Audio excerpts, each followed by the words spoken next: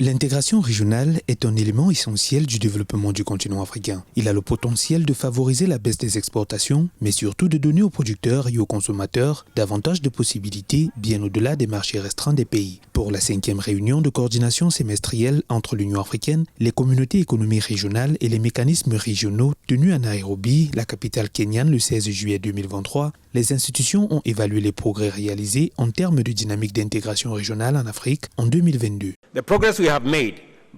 Les progrès que nous avons réalisés en collaborant avec une fermeté sans précédent dans différents domaines, notamment la paix et la sécurité, l'intégration régionale, l'investissement, le commerce et le développement ainsi que le changement climatique, revêtent une importance considérable et positive pour notre transformation collective. L'agenda 2063 est notre plan directeur pour concrétiser la vision panafricaine d'une Afrique intégrée, prospère et pacifique, dirigé par ses propres citoyens et représentant une force dynamique sur la scène internationale.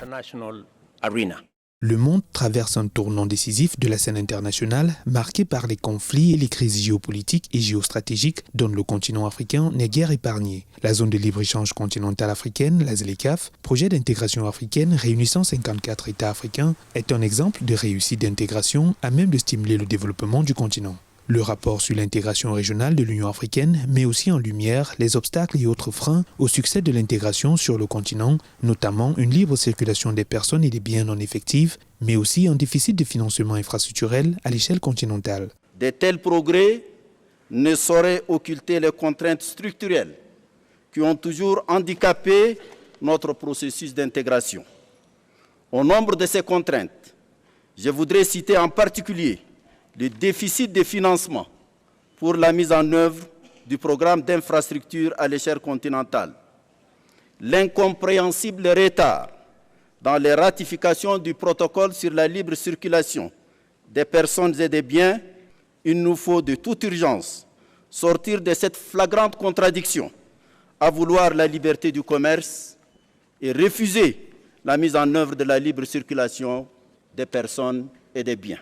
Un autre frein à la dynamique de développement de l'intégration régionale, c'est les régimes anticonstitutionnels, mais aussi les crises internes. Entre la crise soudanaise, le conflit entre le Rwanda et la République démocratique du Congo, ou encore l'instabilité politique au Mali et au Burkina Faso, les communautés économiques régionales doivent faire face à de nombreux défis. Mais les acteurs du continent ambitionnent de capitaliser les réformes institutionnelles de l'Union africaine pour poursuivre et réaliser l'objectif ultime de développement, l'atteinte de l'agenda 2063. It is more critical now than ever before.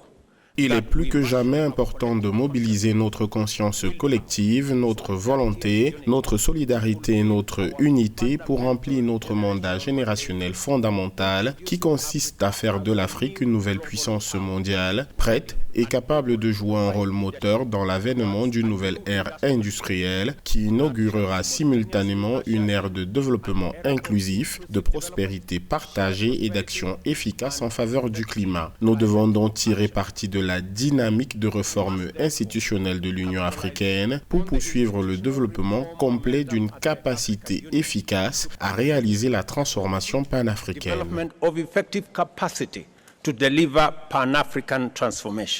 Le département des affaires économiques de la Commission de l'Union africaine a mis sur point l'indice africain d'intégration régionale multidimensionnelle en tant qu'outil de suivi et d'évaluation de la mise en œuvre des programmes d'intégration. Il est composé de cette dimension et de 39 indicateurs à la fois qualitatifs et quantitatifs, disposant de seuils pour évaluer les CER et identifier ceux qui accusent un retard dans la mise en œuvre des plans et programmes d'intégration tels que le traité d'Abuja et l'agenda 2063.